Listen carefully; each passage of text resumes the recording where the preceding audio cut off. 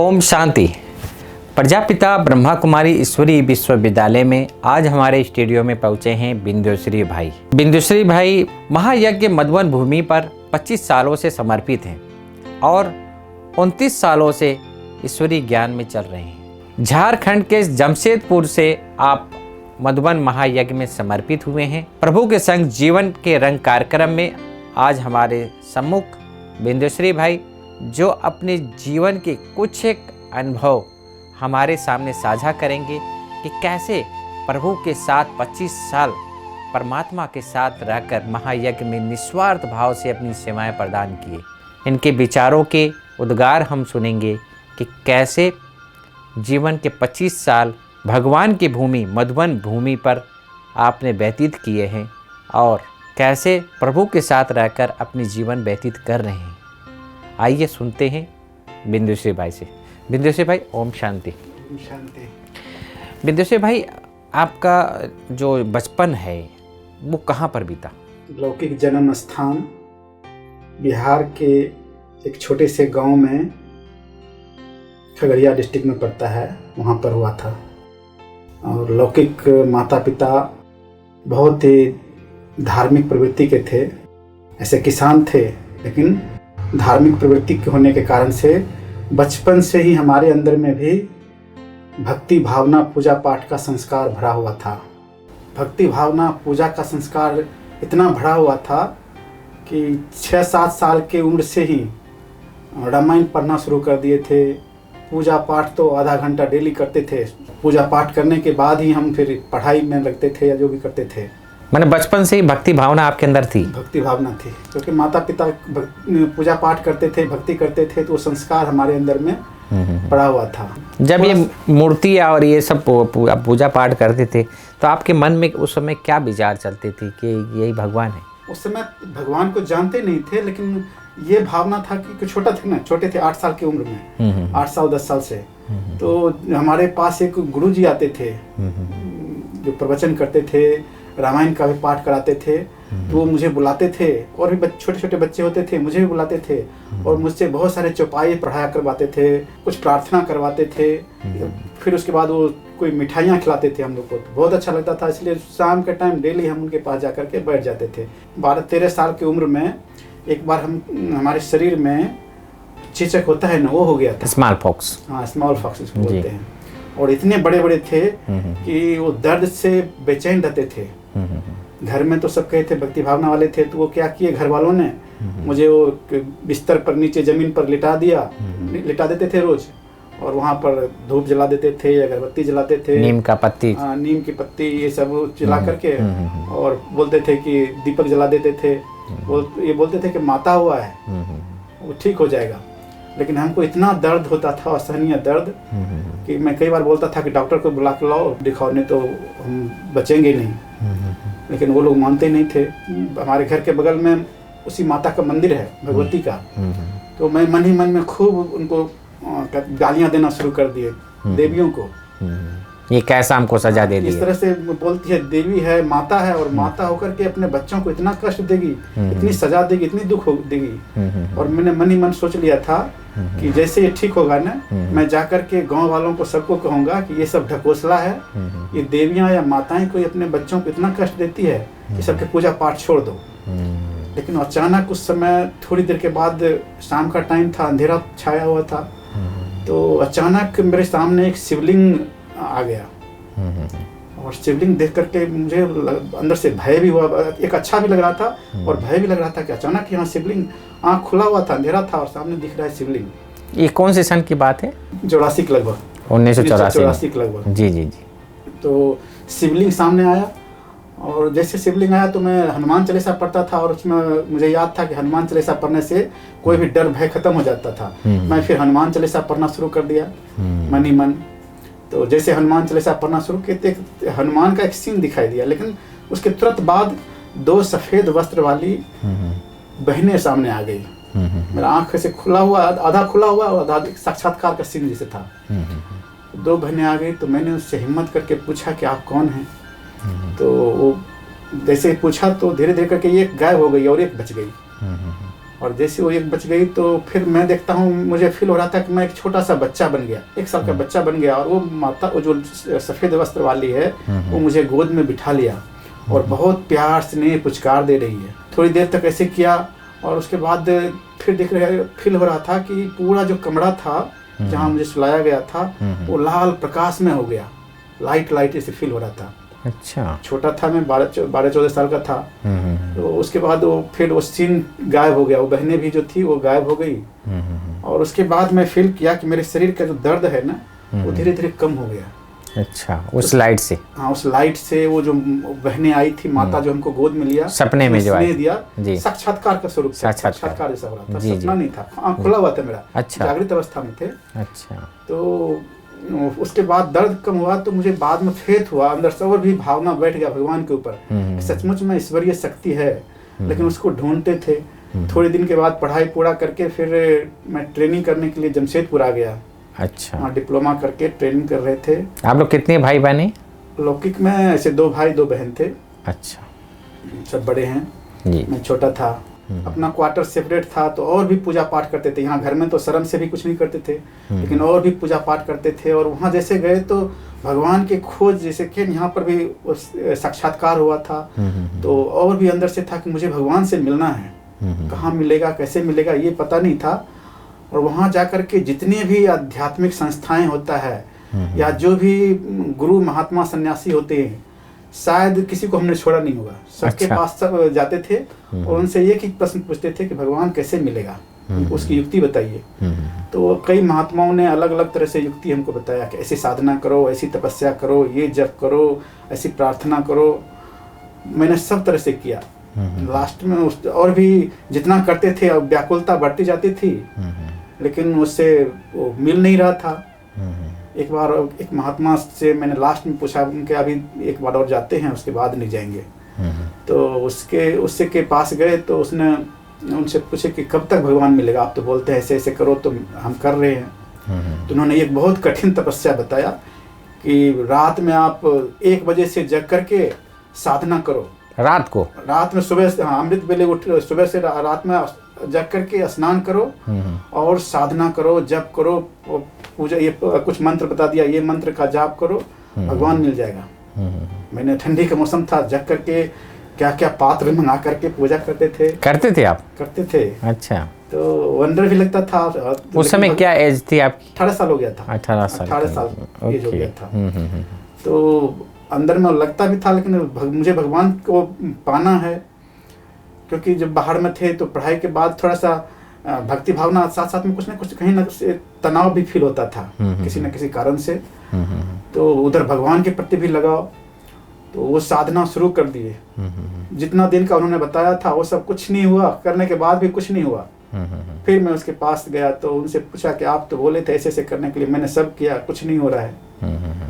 तो उसने क्या बोला कि मुझे अभी तक नहीं मिला है, मैं क्या बताऊं। इसलिए करते रहो, कभी न कभी भगवान खुश होगा, दर्शन देगा। मैं उसके बाद वहां से चला गया। फिर लगा कि अभी मैं छोड़ दूं।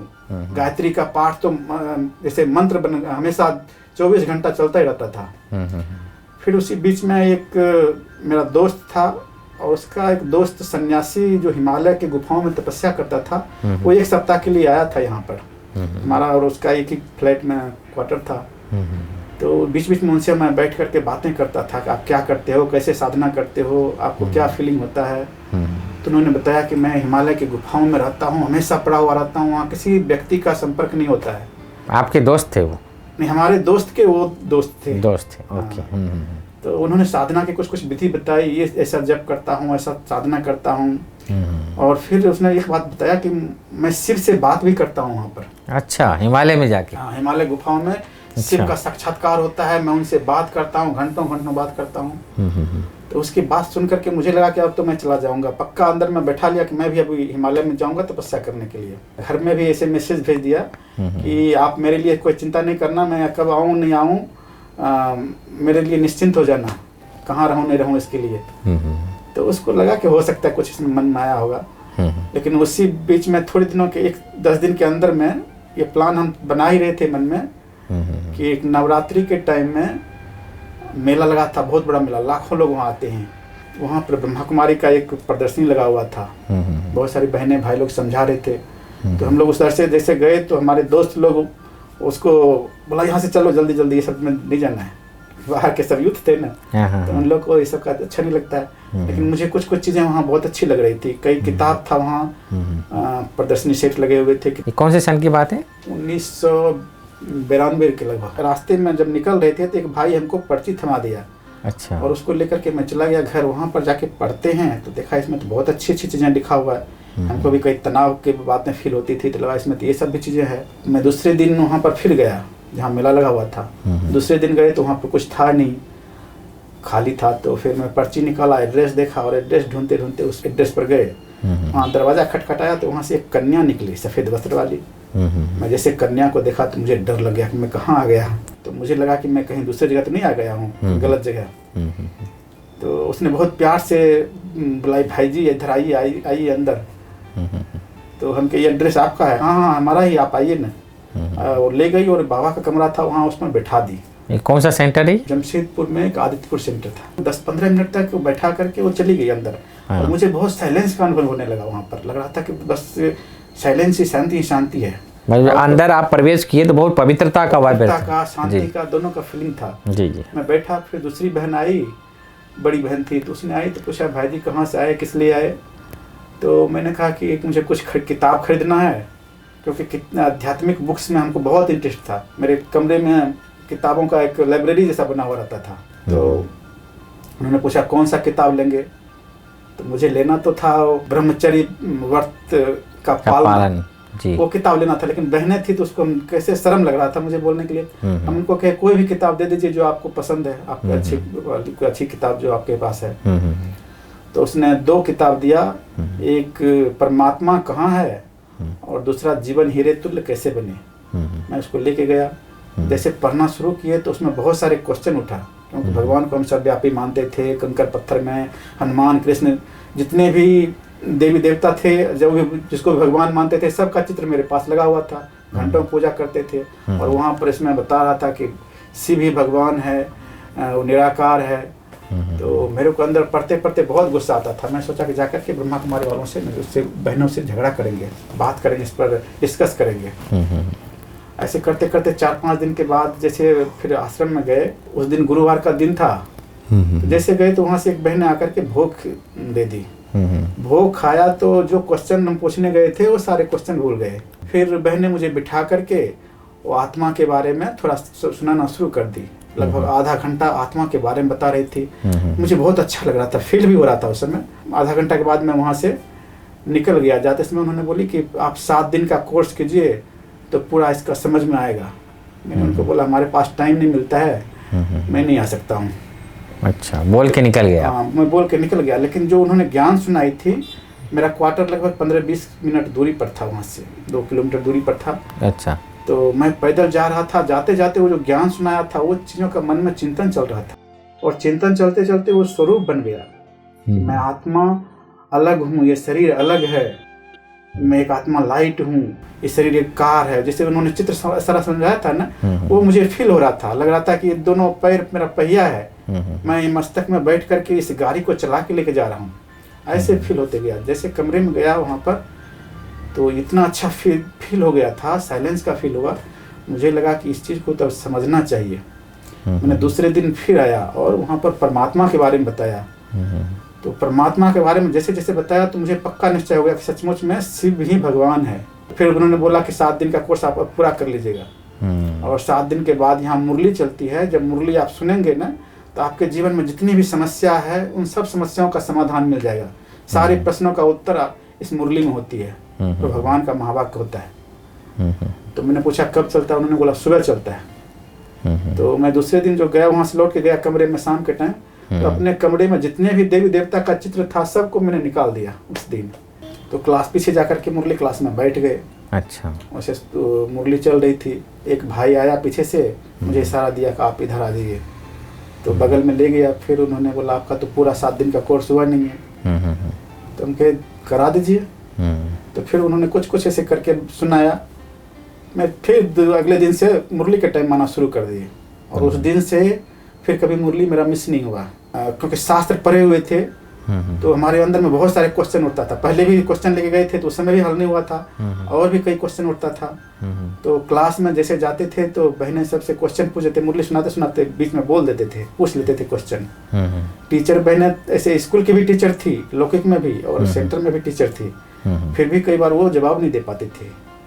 फिर एक रेडियो स्टेशन का डायरेक्टर होता था वहाँ पर, वो मुझे प्यार से बिठा करके एक एक बातों को समझाता था। बाद में क्लास होने के बाद में फिर ज्ञान का अच्छी तरह से लगन लग गया। मेरे अंदर में कई अवगुण भी थे, जैसे लहसुन प्याज तो सब खाना तो नेचुरली होता है।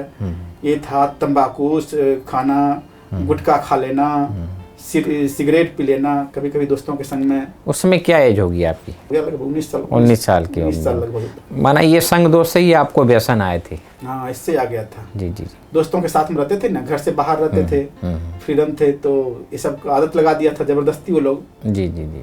तो वो फिर जैसे यहाँ पर आए तो एक दो दिन क्या किया, सेंटर में मैं गुटखा करके वहाँ पर खा रहा, चुपचाप जाके साइड बाथरूम में वो खा लिया था गुटखा तंबाकू। तो किसी भाइयों को पता चल गया, वो सामने तो नहीं बोला, लेकिन उसने बाद में एकांत में मुझे एक दिन बताया कि भाई जी यहाँ पर ये सब नहीं खाते। तो मैं उसी दिन नाला में फेंक दिया। तो एक भाई को हम अपने क्वार्टर में ले गए, चलिए हमारे क्वार्टर देख लीजिए, और उसके लिए बहुत अच्छा सा नाश्ता बनाए। उसमें प्याज वाज अंदर बाहर में बैठा हुआ था, और मैं प्याज काट करके उसके लिए नाश्ता तैयार किया। जी जी। तो बोला भाई कि हम ये नहीं खाते। उनके क्यों? बोला नहीं, ऐसे आश्रम में नहीं खाते। मेरे पास रखा हुआ था लगभग 2-3 किलो प्याज, मैं उसी समय नाले में फेंक दिया। अच्छा। तो एक धक से धारणाएं भी आना शुरू हो गया। और उसके बाद तो फिर सेंटर में जो भी सेवाएं होती थी, ज्ञान योग से संबंधित जो भी प्रोग्राम्स बनते थे, सब में एक्टिव होने लगे। मेरा अधिकतर समय आश्रम पर ही बीता करता था, सेवाओं में। ऐसे क्वार्टर अलग से रखा हुआ था, लेकिन सुबह से लेकर के सिर्फ ड्यूटी का टाइम, ड्यूटी 8 घंटा जाना होता था, बाकी टाइम आश्रम पर ही बीतता था। उसमें भी कोई अचानक अच्छी सेवा आ गई, विशेष सेवा हो गया। तो क्या जॉब करते थे आप? मैं डिप्लोमा किया हुआ था, तो मैकेनिकल का काम करते थे इंडस्ट्री में। अच्छा थे। तो वहाँ से फिर ऐसे बाबा की देखे कि याद में इतनी शक्ति होती है। एक दिन मैं क्लास से निकला और बहुत फास्ट जा रहा था साइकिल से, उस समय साइकिल से जाते थे। तो जा रहा था और उधर से एक भाई आकर के रॉन्ग साइड से मुझे स्कूटर से धक्का मार दिया। लेकिन मैं बाबा की याद में जो ज्ञान की मुरली सुने थे और मगन उसे मनन करते हुए जा रहे थे, जैसे फरिश्ते चलते हैं ना, वैसे उड़ते हुए जा रहे थे। लग रहा था कि उमंग उत्साह से। और वो आकर के मुझे स्कूटर से जोर से धक्का मार दिया। जैसे उसने धक्का मारा तो मुझे गिरना चाहिए, छोटा साइकिल मेरा था, वो बेचारा गिर गया। मेरा साइकिल गिरा, मैं खड़ा रह गया। अच्छा। मैं उसको ऐसे प्यार से उठाया और उठा करके बोला, भाई जी आपको चोट तो नहीं लगा? तो बेचारा तो डर से भयभीत हो गया था कि पता नहीं हमने गलती की है। उसको प्यार से समझाया, कैसे देखिए आप रॉन्ग साइड में चल रहे थे, ऐसे नहीं चलना चाहिए। तो मैंने अनुभव किया कि बाबा की देखो याद में जा रहे थे तो मुझे कुछ नहीं हुआ, और उसकी गाड़ी उतनी थी, उसने ठोकर मारा, उसको ही उल्टा लगा। और अनुभव सुनाता हूँ, वहाँ से फिर मैं एक बार घर गया, लौकिक घर।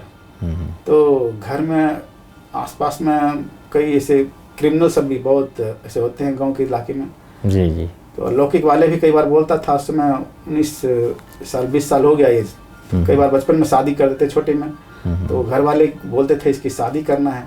वो लोग तो खुद अपने से नहीं बोलते थे, लेकिन दूसरों के थ्रू से उसने बुलवाया। तो एक क्रिमिनल आया, और क्योंकि घर वालों को तो मैं मना कर देता था, तो वो आया और उसने बोलता है कि आपको मैं किसी भी हालत में शादी कराऊंगा। अच्छा। तो मैंने कहा कि एक ही शब्द बोला उसको, असंभव, क्योंकि वो उसके साथ में ज़्यादा डिबेट नहीं कर सकता था। तो उसने कहा देखूंगा कैसे करता है। तो मुझे अंदर से जब वो चला गया तो मुझे अंदर आया कि बाबा के बच्चों को, भगवान के बच्चों को ये इस तरह से चैलेंज देता है, मुझे तो ये कुछ नहीं कर सकता है, और मैं इसको परिवर्तन करके दिखाऊंगा। ज्ञान की वो की आपके पास नशा था।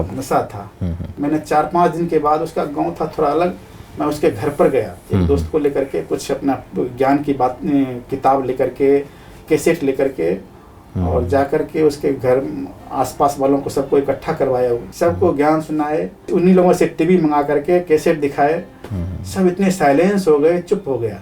अच्छा। वो जो हमको चैलेंज करते थे कि देख लूंगा कहीं घर से बाहर निकलेगा तो, और वो बेचारा शांत। फिर मैंने लास्ट में उसको कहा कि आप माउंट आबू आना, वहाँ एक बार आके समझना। तो देखे कि कैसे उसकी वृत्तियाँ चेंज हो गई, जो उसके अंदर में था नेगेटिव वृत्ति मेरे प्रति, और वो चेंज हो गया। एक छोटा सा अनुभव और सुनाता हूँ। एक बार मैं एक शहर से अपने गांव से शहर गया था, वहाँ से आ रहा था, तो कैसे बाबा की याद लोगों की वृत्ति को कैसे चेंज करता है। मैं घोड़े गाड़ी से अकेले आ रहा था, तो एक गांव पड़ता है रास्ते में जहाँ की बहुत सारे बदमाश होते हैं और दिन दहाड़े लूट खसूट कर लेते हैं। कहाँ की बात है? खगड़िया डिस्ट्रिक्ट में पड़ता है। अच्छा, खगड़िया में, बिहार में? जी जी, बिहार में। जैसे वहाँ से आ रहे थे, उस गांव में पहुंचे तो एक मुख में कपड़ा बांधा हुआ व्यक्ति सामने आया। अंधेरा था तो मुझे इतना दूर से नहीं दिखाई दे रहा था, मुख में बांधा हुआ था। तो आया, उसको रोका और रोक करके वो मेरे पास में आकर के बैठ गया। अच्छा। जैसे बैठा तो मैं देखता हूँ उसके पास में बंदूकें हैं, मुख बांधा हुआ है, और जो चला रहा था घोड़ा गाड़ी उसको उसने कुछ डांटना शुरू कर दिया।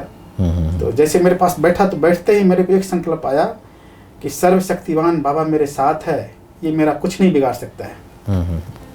और मैं क्या किया, बाबा से सर्व शक्तियों का किरणें लेकर के उस आत्मा को देने का प्रैक्टिस करना शुरू कर दिए। थोड़ी देर के बाद देखे कि वो मेरे तो से कुछ नहीं बोल रहा है, उससे बात कर रहा है। फिर जब मेरे कुछ नहीं बोला तो मैंने और दूसरा संकल्प किया कि बाबा इस आत्मा को शांति का अनुभव कराना है। तो और मैं बाबा से शांति की किरणें लेकर के उसको शांति का वाइब्रेशन देना शुरू कर दिए। फिर भी वो देखे को शांत है, कुछ नहीं बोल रहा है, उससे खाली बात कर रहा है। तो मैं हिम्मत उसको कहा कि भाई जी आप कहाँ तक जाएंगे? तो कुछ नहीं बोला। फिर दोबारा मैंने उससे पूछा कि भाई जी आप कहाँ तक जाएंगे, क्या नाम है? तो सिर को ऐसे घुमा लिया और धीरे धीरे उसको बोला कि रोको। रोक करके उतर गया। जैसे उतर करके हमारी बग्गी आगे बढ़ी तो पीछे से कोई जीप आ रहा था और उस पर वो बंदूक से फायरिंग करना शुरू कर दिए। अच्छा।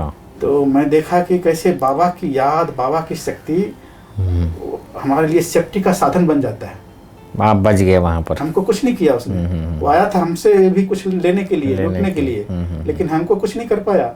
और बाद में जाकर के दूसरों के साथ इस तरह से किए। तो बाबा की याद में एक बहुत बड़ा ताकत है ये, क्योंकि महायज्ञ में सेवा करने का सौभाग्य कोटों में कोई को में वो आपको मिला। सब्जी डिपार्टमेंट में सेवा करता था तो वहाँ के भाई जो भी निमित्त होते थे वो सब निश्चिंत हो जाते थे कि हमको सौंप दिया, मतलब वो काम परफेक्ट हो जाएगा। ओके। तो देखा कि विशेषता, सेवा की विशेषता भी है, ज्ञान योग भी अच्छा करता है, लगन है। तो वो सूरज भाई को मेरा चार्ट बताया कि ये इसको रखना है, यहाँ मधुबन में समर्पित कराना है। मैंने नहीं बोला था कि मुझे समर्पित होना है, लेकिन वो लोग खुद हमारे बारे में बोला कि इसको कैसे भी करके रखना है। अरविंद भाई ने कहा। अरविंद भाई कहा, और भाई लोग भी देखते थे ना, साथ में होते थे। जी जी जी। तो वो सब भी बोलता था, उनको देता था मेरा रिपोर्ट। तो सूरज भाई मेरे को शाम में बराबर बुलाते थे, अपने ऑफिस था उनका वहाँ का है, अभी भी है, वहाँ बुलाते थे, बिठाते थे, हालचाल पूछता था, समाचार पूछता था, और फिर क्या करना है, क्या लक्ष्य बनाया है, घर में कौन कौन है, छुट्टी मिल सकता है घर से। तो हम कहे घर से तो मिल सकता है लेकिन सेंटर से मिलना मुश्किल है, वो सेंटर वालों से। उन्होंने कहा ठीक है मैं बात कर लूँगा, आप अच्छी निश्चिंत होकर के सेवा करो, यहाँ ही करो, अभी सेवा करो। तो इस तरह से सेवा करना शुरू किए। फिर शांतिवन का जो कारोबार चालू हुआ तो यहाँ से भी दादियों का भी निमंत्रण आता था, वहाँ भी और कई भाइयों ने बुलाया। वहाँ से सूरज भाई से मांग किया तो सूरज भाई बोला कि उस एक भाई को भेजता हूँ जो अच्छी तरह से आपको मदद करेगा। सूरज भाई हमको बताने से पहले वो भाई मेरे पास पहुँच गया कि आपको शांतिवन के लिए बोला है, आप शांतिवन चलिए। तो मैंने कहा ठीक है भाई जी बोलेंगे तो चले जाएंगे। तो सूरज भाई भी बोला तो उनके ठीक है चले जाएंगे, लेकिन उन्होंने ये नहीं कहा कब जाना है। लेकिन दूसरे भाई वहाँ के सब जो थे ना ज्ञान सरोवर के, तो वो बोलते थे नीचे जाएगा, वहाँ बहुत हार्ड वर्क है, वहाँ इतना मेहनत नहीं कर पाएगा, इसलिए यहाँ ही रहो। नहीं रहो मेहनत तो कर लेंगे, ऐसा कोई बात नहीं, लेकिन फिर भी बोलता था नहीं तुम यहीं रहो ना, तुमको समर्पित यहाँ होना है तो यहीं करते हैं ना। अब उधर से वो बोलता था नहीं करो, नहीं जाओ, और दूसरे कोई भाई बोलते थे उधर जाओ। मैं थोड़ा असमंजस में था, लेकिन दूसरी बार सूरज भाई बोला तो उनके ठीक है चले जाएंगे। तो उसके बाद मैं शांतिवन आ गया। शांतिवन में उस समय 2-3 बिल्डिंग बना हुआ था यहाँ पर, जैसे लाइट हाउस, माइट हाउस, तपस्या धाम बना हुआ था। उस समय बहुत सारी सेवाएं यहाँ थी। अनाज डिपार्टमेंट का था, आटा चक्की था, टेंट था। तो सुबह से शाम तक हार्ड वर्क का डिपार्टमेंट है, बहुत जी। मेहनत तो करना पड़ता था। जी जी। और वर्क करते करते बहुत कई बार थकावट भी फील होती थी, दिन में लगता थकावट हो गया है। और जैसे शाम के टाइम एक ही योग करने का एक ही जगह था, तपस्या धाम। तो तपस्या धाम में जाते थे तो ऐसे बाबा खींच लेता था, लगता था कि आधा घंटा 1 घंटा तक शरीर से डिटैच होकर के सूक्ष्म वतन पहुंच गए। सारा थकान और आधा घंटा में बाबा इतनी मालिश खत्म हो पालिश जाता। कर देता था ना, पूरा रिलैक्स करके फिर नीचे जैसे शरीर में आते थे। और जैसे तपस्या धाम से बाहर आए तो लगता था कि चेहरे में रौनक आ गई। इसीलिए पूरे कहते हैं हल्के कि मेडिटेशन को मेडिसिन भी कहा गया है। जी जी। तो कैसे देखते थे, इतनी हार्ड वर्क और उतनी ही योग में अच्छी स्थिति बाबा अनुभव करा देता था। बिना मालिश पालिश किए हाँ। ही हमको योग के वाइब्रेशन से मालिश जी। पालिश बाबा कर देता था। हार्ड वर्क से हार्ड स्थिति कैसे बनती है, जी जी जी। ये प्रैक्टिकल अनुभव करते थे। जी जी। क्योंकि कभी हम जिंदगी में बोरी नहीं उठाए थे, 100 किलो का बोरी उठाना कई बार पड़ जाता था। दिन में भी कई आटा चक्की चलाना है, टेंट लगाना है, बहुत सारे काम होता था। जैसे दादी शांतामणि थी, बाद में यहाँ आई शांतिवन, तो उनकी पालना, उनका प्यार, उनको जैसे वो तो माँ जैसे लगती थी। हम लोग कई बार उनके कमरे में ऐसे खुले चले जाते थे, खुले मतलब उनको दरवाजा खटखटाए बिना ही उनके कमरे में चले जाते थे, चाहे वो लेटी हुई है बैठी हुई है, और उनके कमरे में जाकर के बैठ के प्यार से बातें करते थे। कुछ भी काम कारोबार की बात है, कुछ पुरुषार्थ की बातें भी है। यहाँ के डायरेक्टर थे वो। डायरेक्टर थी दादी शांतामणि। और वो देखते थे कि अनाज सफाई का सेवा चलती थी, तो दादी कई बार खुद आकर के हम लोगों के पास आकर के बैठ जाती थी। हम कुर्सी दे देते थे उनको और वो बोलती थी हम भी सेवा करेंगे। वो ले लेती थी थाली और अनाज सफाई करती थी। अच्छा, अनाज विभाग में। अनाज विभाग में आकर के। अच्छा। और जैसे उनको देख करके फिर जो भी भाई बहन यहाँ के भी होते थे, मधुबन वाले भी, तो वो सब भी आकर के बैठ जाते थे सेवा करने के लिए। तो कैसे देखे, दादियाँ खुद कर करके सिखाती थी। तो हम लोग को भी लक्ष्य रहता है कि हम भी यहाँ जितना अपना तन को मन को सफल करें और ईश्वरीय सेवाओं में जितना अपने भाग बनाएं, सबसे बड़ा भाग्य है। विदेशी भाई, आप इस ज्ञान मार्ग में इतना लंबे समय तक चले, आपके प्रेरक कौन है? भगवान की खोज थी, जिसके कारण से जिसको हम खोजते थे वो डायरेक्ट यहाँ आकर को मिल गया। लेकिन समर्पित होने का प्रेरणा जो है ना, जी, भाइयों लोगों तो दिया, लेकिन फिर भी अंदर में संशय होता था। लेकिन जब मैं एक ओम शांति भवन में अव्यक्त बाप दादा से मिल रहा था, तो बाबा की जो टचिंग प्रेरणा हुई ना, उस समय मैंने अपने आप को बाबा के ऊपर उसी हॉल में संकल्प कर लिया, मुझे जीना है तो यहाँ, मरना है तो यहाँ, ये तन मन धन सब आपके ऊपर समर्पण है। ये कौन से सन की बात है? 96 में वहाँ पर ऊपर में ओम शांति भवन में बाबा आया था। ओके, 96 में ही आप मधुबन आए थे, 96 में ही आपने ये संकल्प किया जी जी कि मरना जीना यहाँ। तो ये बहुत बड़ा सौभाग्य है। और यहाँ रहते सेवा करते लक्ष्य रहता है कि हम अपने सेवाओं के द्वारा सबको सुख दें, जो भी हमारे साथ में भी है या दूसरे भी है उनको संतुष्ट करें, और हम हमारा एक एक कर्म लोगों के लिए प्रेरणा स्रोत बने। और जो भी यज्ञ में जिम्मेवारी मिलती है उसको हम इकोनॉमी से यज्ञ की सेवा करें। ऐसी घटना आपके जीवन में आ गई हो, ऐसी कुछ हो जो आप ज्ञान योग से पार करके आप? मैं जब यहाँ आया, समर्पित हो गया, तो लौकिक माँ बाप का वो बार बार खिंचाव होता था, बार बार वो खींचते बुलाते थे। लेकिन मैंने बाबा को बोला, बाबा वो भी आपका बच्चा है, मैंने अपना तन मन सब कुछ आपको दे दिया है, आपके ऊपर है, अब उसकी संभाल करना, उसकी ये सारी जिम्मेवारी आपका है। सब सौंप दिया आपने। सौंप दिए। तो देखे कि कैसे वो पहले अपने बड़े भाइयों से अलग होकर रहते थे, और मैंने योग यहाँ से योग से उनको सकाश देते थे, वाइब्रेशन देते थे कि वो सब उनके सारा जो भी डिस्टरबेंस है वो सब ठीक हो जाएगा बाबा से शक्ति लेकर के। और कई बार मैं बाबा को यूज करता था कि बाबा आप जाकर के उस समस्या का समाधान कर दो, उनके पास जो भी समस्या है, चाहे शारीरिक समस्या है, मानसिक समस्या है, जो कुछ भी है। और देखे कि थोड़े दिनों में वो सारा समस्या ऑटोमेटिक खत्म हो गया। बाबा को ये बोलता था अभी उनको संभालने का काम आपका है, मेरा काम नहीं है। मैंने तो आपको अपना जीवन दिया, अब मेरा काम करो। अब आपका मेरा काम जो भी है, मेरा काम क्या, वो भी आपका बच्चा है, आपको उसकी जिम्मेवारी आपके ऊपर है, मेरे ऊपर नहीं है। जी जी जी। तो फिर वो लोग फिर निश्चिंत हो गए, बोला नहीं अभी ठीक। फिर अभी यहाँ मधुबन में आए तो वो लोग देख करके खुश, नहीं आप ठीक है, हम जहाँ हैं जैसे हैं अच्छे हैं। और उन लोग भी धीरे धीरे सेटअप हो गए। कुछ ऐसे योग के दिव्य अनुभव जो आपने अपने ऊपर प्रयोग किया हो? कई चीज़ों पर हमने किए, लेकिन खास करके अपने शरीर के ऊपर मैंने कई बार योग का प्रयोग किया। और देखिए इसका बहुत अच्छा रिजल्ट है, कैसे बीमारी को भी योग के बल से हम ठीक कर सकते हैं। शुरू में हमको कई एलर्जी होता था बहुत, और अस्थमा जैसा फील होता था, लेकिन उसके कई दवाई लेते थे, होम्योपैथिक, एलोपैथिक, आयुर्वेदिक, ठीक नहीं होता था। तो भी ठीक नहीं होता था। मैंने फिर बाबा को कहा कि बाबा सबसे बड़ा सर्जन तो आप हो, मैं सबको देख लिया, इधर उधर कहीं से ठीक नहीं होता है। फिर मैं इसका योग का प्रयोग करता था, बाबा की किरणें लेकर के पूरे ब्रेन के ऊपर, ब्रेन से पूरे फेफड़े के ऊपर डालता था। और देखे थोड़े दिनों के बाद वो बिल्कुल ठीक हो गया। वो हो गया ठीक, पूरा ठीक हो गया बिना दवाई के? बिना दवाई का। वाह। एक बार ऐसे पेट में प्रॉब्लम चलता था, बराबर हो रहता था, कोई ना कोई प्रॉब्लम। दवाई लेता था, कई बार ठीक होता था, कई बार फिर खराब हो जाता था। मैं बाबा को वैसे यूज किया कि आप सुप्रीम सर्जन हो, अभी आपको ठीक करना है। और देखे कि वो भी बिल्कुल ठीक हो गए। 2006 में पदयात्रा के टाइम में, उससे पहले मुझे कमर में इतनी दर्द हो गया था कि मैं स्वीट होम से डायमंड हॉल तक जाने के लिए 3 बार बैठना पड़ता था, पैदल चल करके जाने के लिए। इतनी कमर में दर्द? इतनी कमर में दर्द हो गई थी। कहाँ डॉक्टरों ने बोला ऑपरेशन करना है। तो एक भाई ने, किसी ने कहा कि आप थोड़ा सा ट्रीटमेंट ले लो, फिर देखो। मैं इसे ट्रीटमेंट लिया, फिर भी थोड़ा रिलैक्स हुआ। और उस समय पदयात्रा में जाना था, तो एक तरफ पदयात्रा में जाना था और एक तरफ इधर कमर में दर्द हो गया था। मैं सोचता था अब कैसे करूं। उस समय मैंने बाबा को यूज करना शुरू किया, योग का प्रयोग करना शुरू किया।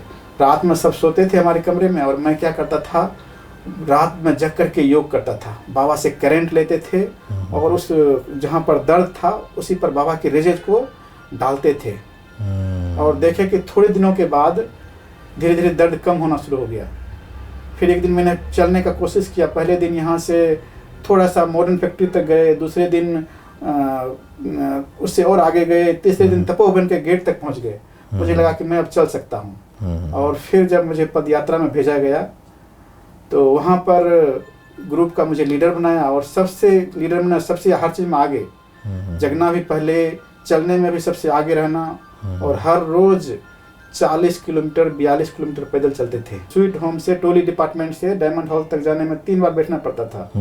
और 10 दिन के बाद वो समझिए कि 40 किलोमीटर 42 किलोमीटर पैदल डेली चलना होता था। ओहो, ये योग की करामात हुए। तो देखे कि कैसे योग चमत्कार करता है अपने शरीर के ऊपर भी। और वहां से जैसे आए तो पूरी स्वस्थ होकर के, कोई फील भी नहीं रहा कि हमारे पैर में कहीं दर्द था। जो ऑपरेशन बॉम्बे में बनारसी भाई ने बात कर लिया था कि ऑपरेशन करना है, डेट भी डॉक्टर से ले लिया, लेकिन मैंने सोचा कि किसी ने कहा कि ऑपरेशन जल्दी सक्सेस नहीं होता है, इसलिए मैंने रोक लिया और बस वही योग का प्रयोग किया और ठीक हो गए आप। ठीक हो गए। आज दिन तक वो कभी आया ही नहीं। तो माना एक प्रकार से परमानेंट आपका इलाज हो गया। योग एक चमत्कार का काम कैसे करता है, ये प्रैक्टिकल में अनुभव। बहुत सुंदर। दोस्तों, जिस प्रकार से बिंदुश्री भाई ने योग, कहते हैं कि मेडिटेशन ही मेडिसिन है, वास्तव में परमात्मा को सर्जन कहा गया है। ऐसे हालात में बिंदुश्री भाई ने खुद अपने ऊपर योग के अनुभव, योग के प्रयोग किए, और उस प्रयोग से अपनी जो बीमारियां थी वो बीमारियों को उन्होंने ठीक किया। आप भी अपनी उन बीमारियों को योग के आधार से ठीक कर सकते हैं, क्योंकि सृष्टि का रचयिता परमपिता परमात्मा शिव वो हमारा सर्जन है। तो इसीलिए उनकी हीलिंग, उनकी फीलिंग, उनकी वाइब्रेशंस के नीचे रहने से सब कुछ ठीक हो जाएगा। बिंदुश्री भाई, आप एक यूथ होते हुए भी आप आध्यात्मिक मार्ग को आपने क्यों चुना? ऐसे ज्ञान में आने से पहले तो बहुत सारा संकल्प था कि मैं बहुत बड़ा पोस्ट पर अच्छे जॉब करूं, नौकरी करूं, दुनिया की बहुत सारी चीज़ें का सपना था। लेकिन जैसे ज्ञान में आए तो फिर पूरा ही बुद्धि चेंज हो गया कि मुझे अब इस तरफ चलना है। लेकिन फिर भी पहले से कई जगह एप्लीकेशन डाला हुआ था। एक जगह मेरा एग्ज़ाम था, पूरे इंडिया से 2 स्टूडेंट को सिलेक्शन करना था, और लगभग 100 स्टूडेंट उसमें एग्ज़ाम दिया था। 80% से तो ज़्यादा नंबर वालों को लिया था। सब चीज़ में मेरा सिलेक्शन हो गया। उसमें 2 स्टूडेंट में सिलेक्शन हो गया। उन्होंने बोला कि मेरे को एक इंटरव्यू में उसने पूछा था कि आप इस चीज़ को क्यों सेलेक्ट करना चाहते हैं। क्या सिलेक्ट किया था आपने? डिफेंस डिपार्टमेंट का मैकेनिकल का, मतलब हमारा जो डिप्लोमा किए हुए थे ना, जी उसी से जुड़ा हुआ था जी। मैंने एक ही शब्द बोला कि मुझे देश का सेवा करना है, और वो भी निस्वार्थ भाव से। मुझे ये क्षेत्र लगता है कि यहाँ पर निस्वार्थ भाव से और देश की सेवा करने का अच्छा चांस मिलेगा। तो उसने इसे सिलेक्शन तो कर लिया, लेकिन ज्ञान मुझे मिला हुआ उसमें 1 महीना ही हुआ था। तो उसने बोला कि कल आप सुबह आकर के ज्वाइनिंग करना है। सब बहुत सारे कागज तो उसने रखा भी था। फिर बोला कुछ आप कल ओरिजिनल लेकर के आना, और कल ज्वाइनिंग आपको ट्रेनिंग के लिए भेजेंगे आपको। तो मैं रात में जब गया वहाँ पर जहाँ रुका हुआ था, तो रात भर इतना रोना आया, जीवन में मैं पहली बार रोया था उतना। अच्छा। कि एक बार तो इधर भगवान मिल गया है, मैंने अपना लक्ष्य अपने बदल लिया कि मुझे तो भगवान की अब सेवा करना है, और दूसरी तरफ इधर ऑफर मिल रहा है नौकरी का। उस रात में पूरी रात सोया नहीं, और पूरी रात अपने आप से क्वेश्चन करता रहा, कभी रोता रहता था, कभी क्वेश्चन करता था। अंत में मैंने फैसला कर लिया कि मुझे जॉब नहीं करना है। यदि वो जबरदस्ती भी, अभी मान लीजिए मेरा से कुछ कागज वागज वहाँ है, यदि बोलेगा भी तो मैं 1 सप्ताह के लिए जाऊंगा, फिर वापस चला आऊंगा। मैंने पक्का निश्चय कर लिया। लेकिन सुबह रात भर जगे नहीं थे, सुबह लेट स्नान करते करते फिर लेट हो गया। मैं गया, थोड़ा देर से गया, तो उसने बोला, वहाँ के जो प्यून सब थे, बोला कि भाई जी आपको बहुत देर से मैं इंतजार कर रहा, कितने बार आपका अनाउंसमेंट किए। देखिए आप दूसरा भाई को एक जो था तो उसको बुलाया है। मैंने उसको वहीं से उसको कहा ठीक है बाय बाय, उसको किया, और वहाँ से वापस आ गए। यहाँ आए तो कई भाई लोग जो क्लास में थे बोले क्या हुआ, तो हमने कहा कि जो हुआ अच्छा ही हुआ, उसमें ज्ञान तो आ गया था ना। जी जी। और देखे कि थोड़े दिनों के बाद मुझे मधुबन से एक तरह से बहन जी लेकर के निमंत्रण आया, सेवा करना है। जी जी। तो लक्ष्य तो था देश सेवा का, और स्पिरिचुअलिटी थी ही पहले से, और भगवान के प्रति समर्पण भावना था। तो इस लेकर के मुझे यहाँ पर एक अच्छा चांस मिला, और यहाँ आकर के मुझे लगता है कि मैं सचमुच में अपना तन मन सब सफल कर रहा हूँ, और बाबा की सेवाओं के द्वारा अपने आप को बहुत निश्चिंत रखता हूँ। और अच्छे अच्छे कई योग के तो बहुत सारे प्रयोग करे, कई प्रकृति के ऊपर। अभी कुछ दिन पहले हम लोग योग कर रहे थे एक दिन मनमोहनी वन में। जी जी। कुछ भाई लोग थे, और अचानक बरसात नहीं हो रहा था। कई लोगों ने बोला कि हम लोग योग करते हैं, बरसात नहीं होता है। हम कि आज चलो हम लोग योग का प्रयोग करते हैं बरसात के लिए। और रियल में अब कहीं पूरे उस समय बहुत दिन से नहीं था बरसात, और योग किया। उसके बाद जैसे हम रूम पर वापस आते हैं कि जोर से मूसलाधार बरसात होना शुरू हो गया था। संकल्प से सिद्धि कैसे होती। बहुत सुंदर। विंध्यश्री भाई, आप 25 साल यज्ञ में आप बाप दादा की पालना लिए, हम अपने जीवन से लोगों को क्या रिटर्न दें? हमारा यही लक्ष्य रहता है हमेशा कि जो कर्म हम करेंगे हमें देख करके और करेंगे। और ख़ास करके हम यहाँ पर स्थूल सेवा तो करते ही हैं, मधुबन में रखा ही जाता है स्थूल सेवा के लिए, लेकिन अपने शुद्ध संकल्पों के द्वारा, अच्छे वाइब्रेशंस के द्वारा, जो इस वायुमंडल को हम हमेशा लक्ष्य रहता है कि इसको चार्ज करें, अपनी वृत्तियों से पावरफुल वाइब्रेशन फैलाएं, जो आने वाली आत्माओं को सुख मिले। खास करके जब इस समय की साकार में बाबा नहीं, ऐसे सूक्ष्म रूप में अव्यक्त रूप में बाप दादा है, लेकिन साकार में बाबा नहीं है। दादियाँ भी धीरे धीरे कम होती जाती है। और अभी भी प्रैक्टिकल में अनुभव होता है कि जब बाबा के साथ चलते हैं तो कई बार दिन भर हम लोगों के पास, हमारे पास भी बहुत सारे भाई बहने आते रहते हैं।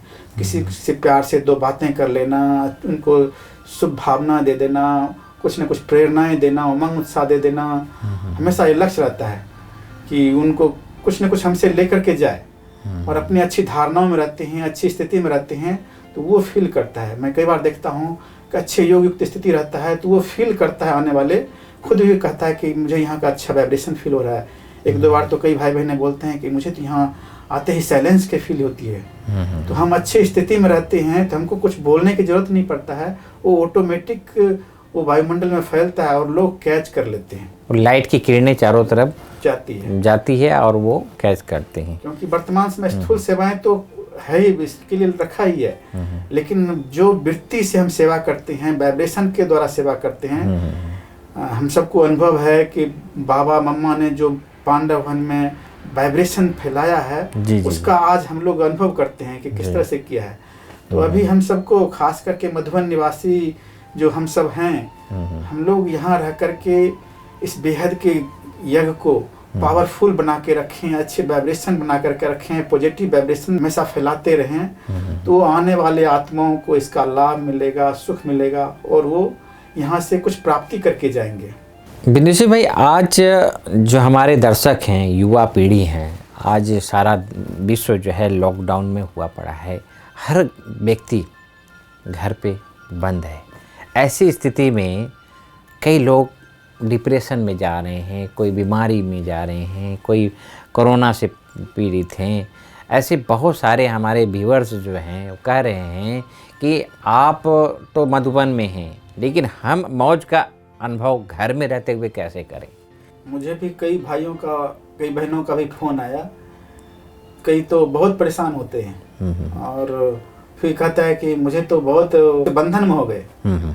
लेकिन मैंने उनको खुद का भी कई अनुभव सुनाया कि देखो, ये लोग कहते हैं कि लॉकडाउन है, कई समस्या समझते हैं, परिस्थितियां समझता है कि परिस्थितियां आई है, समस्या आई है, लेकिन ये बहुत बड़ा हम सब के लिए, हर आत्मा के लिए सुअवसर बन करके आया है। हमको कितना एकांत का टाइम मिला है। कई बार हम इतने बिजी हो जाते थे कारोबार में, नौकरी में, बिजनेस में, कि अपने लिए भी समय नहीं मिलता था, अपने परिवार वालों के लिए समय नहीं मिलता था, बच्चों के लिए समय नहीं मिलता था। तो मैं सबको यही कहता था कि देखो, तुम तो दिन भर या आप दिन भर बिजी रहते थे कारोबार में, नौकरी में, अभी आपको अच्छा अवसर मिला है, अपने परिवार के साथ कुछ खेलिए, कुछ नया क्रिएटिव कीजिए, कुछ नई चीज़ बनाइए, बच्चों को प्यार दीजिए, पालना दीजिए, अच्छे माहौल बनाइए घर में।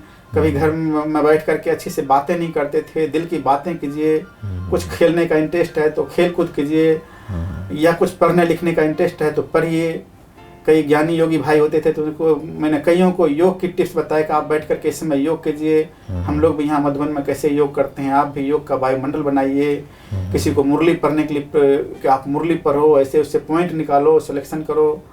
ऐसे अलग अलग तरह से कईयों को बिजी रहने के लिए, क्योंकि मैं खुद भी, मुझे कई बार पूछता है कई लोग, तो हम कहते हैं हमारे पास तो सचमुच में इस समय और भी बिजी हो गए हैं। लोग कहते हैं फ्री हो गए हैं, हम कहते हैं हम तो और ज़्यादा बिजी हो गए। जो भी टाइम इधर उधर मिलता था, कई लोग तो मोबाइल में बिजी हो गए हैं बहुत सारा, और बहुत सारे यूथ भी हुआ है। हमने जैसे नॉन बी के कई जो यूथ हमसे फ़ोन करता था, तो उनको फिर हम ब्रह्मा कुमारी का वेबसाइट के बारे में बता देते थे, यूट्यूब के बारे में बताते थे कि इस पर यदि मोबाइल ही देखना है तो ये चीज़ का देखो। और बहुत सारे भाइयों ने बाद में फ़ोन किया कि मुझे तो इतना अच्छा लगने लगा कि मैं सारा ज्ञान समझ गया ब्रह्मा कुमारी का। कई बोला कि मैं तो योग के गीत सुन सुन करके मगन रहता हूँ। तो ये लॉकडाउन भले संसार के लिए समस्या है, लेकिन किसी किसी को जो इसको यूज कर रहा है, उपयोग कर रहा है, उसके लिए सुअवसर में परिवर्तन होने वाला है। और हम लोग तो खास करके मधुबन में इसका बहुत फायदा ले रहे हैं। ये अवसर है हम साइलेंस वालों के लिए। ज्ञान तो बहुत सुने, और उस ज्ञान को एकांत में जा कर के प्रैक्टिकल स्वरूप में कैसे लाएं, इसके लिए ये चांस मिला है। इसलिए हम इस एकांतवास को, साइलेंस को और भी बढ़ाएं और उसका बेनिफिट लें अपने जीवन में। विदुषी भाई, आज की युवा पीढ़ी को आपको क्या संदेश देना चाहेंगे कि वो अपने आप को सुरक्षित कैसे करें? तो ऐसे युवा एज जो होता है ना, उस समय अपने जीवन का निर्णय करने का उम्र होता है, वो कहाँ अपने आप को ले जाना चाहे ले जा सकते हैं। लेकिन खास करके जो अपने को पॉजिटिव बना के रखते हैं, कुछ अच्छे लक्ष्य बना कर रखा हुआ है, तो एक तरह से साइंस के साधन से जितना उसको अवॉइड करते हैं और पॉजिटिविटी को हमेशा, हर नेगेटिव बात को पॉजिटिव में लेते हैं, तो हम उससे आगे बढ़ जाते हैं। क्योंकि छोटे युवाओं में इतनी जोश होता है कि कोई भी बात थोड़ा सा सुना, चाहे नेगेटिव या पॉजिटिव, जिस चीज़ को लेना चाहेंगे वो बहुत जल्दी कैच करता है। तो हम हर नेगेटिव को पॉजिटिव में लेकर के आगे बढ़ सकते हैं। बहुत सुंदर। दोस्तों, आज जिस प्रकार से हमारे बिंदुश्री भाई ने बहुत सारे अनुभव की, बहुत सारी ऐसे जीवन की गाथा आपके सामने प्रस्तुत किए और अपने अनुभव के आधार से योग के बहुत सारे अनुभव आपके सामने साझा किए। ऐसे अनुभव जो हमें मेडिसिन, जो हम दवाई खाते हैं उससे हम मुक्त हों, उससे लिए हड्डी निश्चय चाहिए परमात्मा के साथ। जब तक हमारा हड्डी निश्चय परमात्मा के साथ नहीं होगा, तब तक हमारी ये हड्डियाँ मजबूत नहीं होंगी। हमारी ये मांसपेशियाँ शीतल और पावन नहीं होंगी। इसके लिए हमें योग के प्रयोग करने के लिए पहले स्वयं को हमें शुद्धिकरण करना ज़रूरी है और उस शुद्धिकरण के आधार पर ही हमारा ये जीवन श्रेष्ठ होगा। हमारे बिंदुश्री भाई ने योग के बहुत सारे अनुभव आपके सामने साझा किए। आप खुद अपने घर में रहकर इस लॉकडाउन में आप उसका प्रयोग करें और अपने आप को सशक्त और संपन्न बनाएं। हम आशा करते हैं कि यह एपिसोड आपको बहुत अच्छा लगा होगा। आपके जो भी सुझाव होंगे हमारे कमेंट्स बॉक्स में जाकर अपने जो भी कमेंट्स हैं आप ज़रूर दें। और मधुबन की बगिया के ऐसे बहुत सारे फूल हमारे मधुबन में हैं। हमारे दिव्य पुरुष बिंदुश्री भाई की तरह कई ऐसे प्रतिभा के ध्वनि हमारे मधुबन में आज भी हैं। हम आपके सामने फिर एक नए व्यक्तित्व के साथ नए फूल बाबा के बगिया के फूल लेकर हाजिर होंगे। तब तक के लिए हमें इजाज़त दीजिए। ओम शांति। ओम शांति बिंदुश्री भाई। ओम शांति। ओम शांति।